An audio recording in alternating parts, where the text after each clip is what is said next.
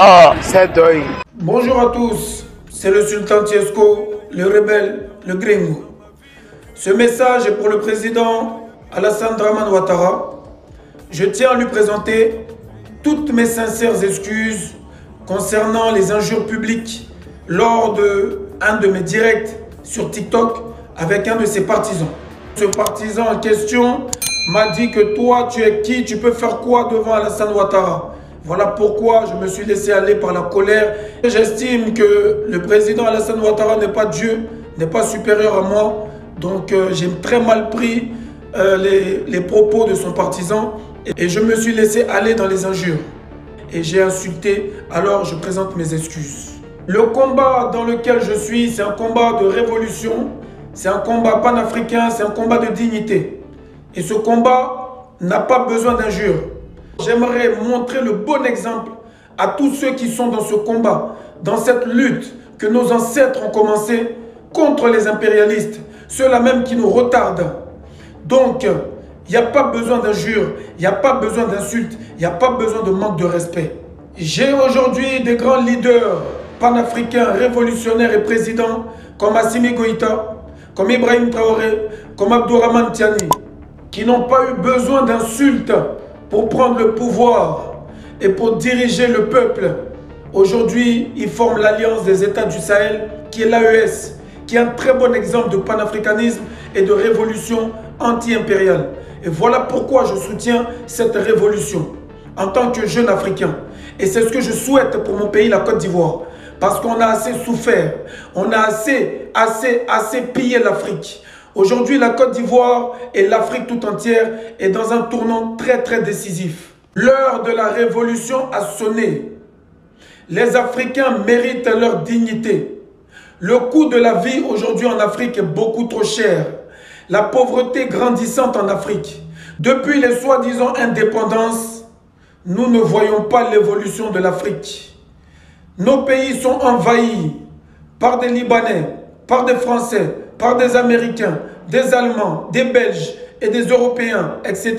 Et tout ce que nous voulons, c'est la liberté de l'Afrique.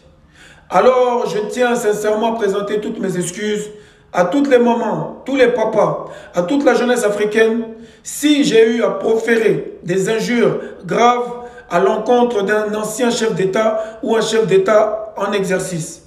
Nous, jeunes panafricains, jeunes révolutionnaires, nous ne voulons plus de la politique en Afrique et dans nos pays. En tout cas, la politique imposée par les impérialistes, en l'occurrence les Français. Nous avons fini par constater que la politique, c'est la loi du plus fort et ce n'est que les intérêts. Il n'y a aucune démocratie en Afrique. Tous les politiciens sont là simplement pour manger et se remplir les poches et travailler pour les intérêts des impérialistes qui les protègent. Aujourd'hui, la jeunesse ivoirienne dit non. Nous voulons finir avec ce système France-Afrique. Nous voulons finir avec ce système impérial et tous ces politiciens. Aujourd'hui, cette révolte que nous débutons le 8 novembre, c'est tout simplement pour une dignité, pour une révolution populaire de la jeunesse ivoirienne, comme ce qui s'est fait dans les pays de l'AES, au Madagascar et un peu partout en Afrique. Nous ne voulons pas être en marge de cette révolution africaine. Je ne suis pas parfait, j'ai eu à déraper, j'ai eu à insulter, je présente mes excuses. Mais le combat sera fait. Nous ne reculerons pas. Nous irons jusqu'au bout. Monsieur Alassane Ouattara doit quitter le pouvoir pour laisser place à la révolution. Je pense que 15 ans de pouvoir, normalement, ça suffit pour sortir par la grande porte. Mais comme monsieur Alassane Ouattara insiste, alors il va payer les pots cassés de cette révolution ivoirienne. Le combat dans lequel nous sommes est plus que sérieux et plus que urgent.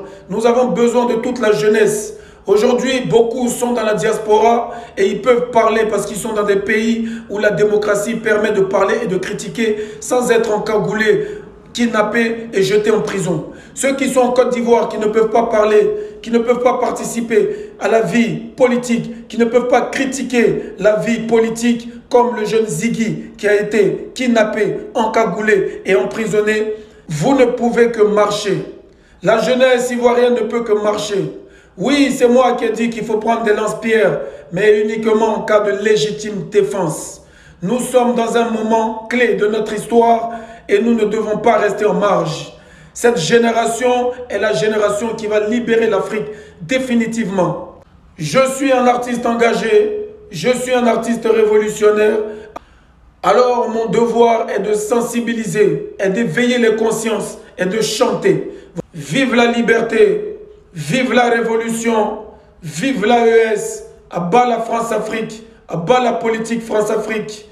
Que Dieu bénisse l'Afrique, que Dieu bénisse la Côte d'Ivoire. Nous allons nous battre jusqu'au bout. Nous allons nous battre pour libérer notre pays. Alassane Ouattara, qui est le président actuel de la Côte d'Ivoire, doit quitter le pouvoir et laisser place à la révolution ivoirienne. Merci. Je donne rendez-vous à tous mes frères du Burkina Faso pour un méga concert panafricain pour soutenir le capitaine Ibrahim Traoré d'ici ce mois de décembre à Ouagadougou au Palais des Sports. La date vous sera communiquée très bientôt. Ainsi que dans tous les pays de l'AES, au Mali et au Niger, je serai là pour des concerts panafricains. Allez télécharger toutes mes chansons, en l'occurrence Albinos Noir et les chansons qui rendent hommage au président de l'AES. L'album panafricain.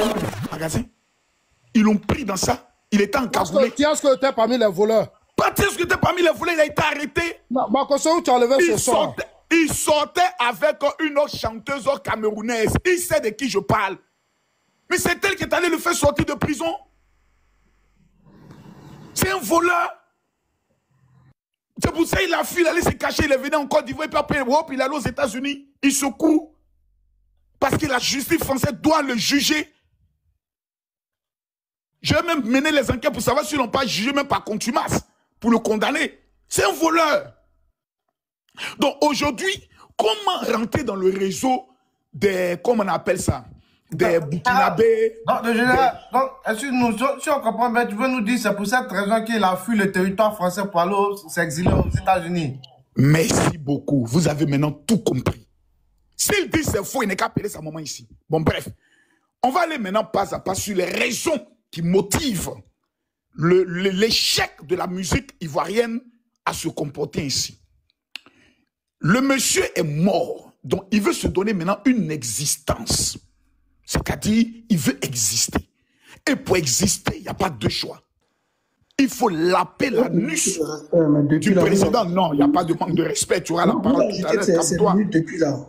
Non, mais je conclue, je vais conclure, je sors. Ne t'inquiète pas. Pour le manque de respect, nous tous, nous avons le bac plus 5 en manque de respect.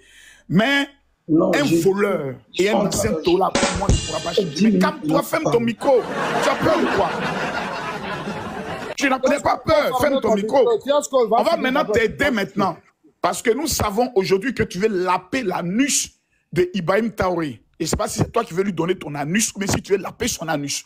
Donc aujourd'hui, dans sa politique de lapin d'anus, après avoir exposé le cul de certaines filles sur les réseaux sociaux pour lesquels il a été jeté à la maca, Tiesco le sultan, papa n'a incarnation de l'échec et de la malédiction, je peux le dire musical, décide maintenant de jouir et de se branler devant l'AES.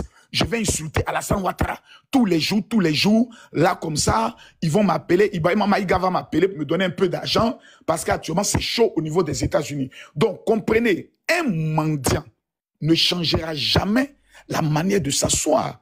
On a affaire à un mendiant patenté. Un petit, même quand il est sorti de prison, bon, il est venu me voir pleurer un peu. Je lui ai donné quelques miettes pour qu'il puisse se dépanner un peu. Lorsque sa voiture est tombée en panne, c'est moi qui l'ai aidé un peu à réparer sa voiture quand il était dans le buzz de ce qu'il sait. Donc, on a affaire à un nain, un homme qui a une taille économique, mais qui pète plus haut que son anus, qui aime se jouer les dangereux, mais qui en vérité, est un homme en souffrance.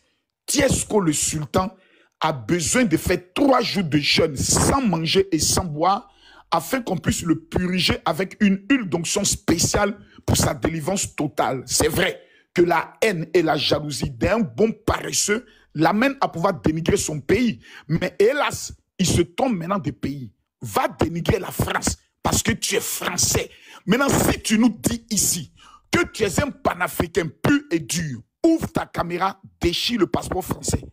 Si tu as pine en bas de toi, si toi, tu es le fils de ta mère, faut ouvrir ta caméra et en live, déchire-nous le passeport français. Si tu fais ça, nous tous relève le défi de Makosso. Tiesco déchire le passeport, pardon. Si dit la pine en bas de lui, si dit que déchire le passeport, Tiesco. Faut ouvrir ta caméra, tu as déchiré ton passeport. Tiesco, fais-le, montre aux yeux du monde entier que tu es panafricain. Déchire-moi ce merde de passeport français.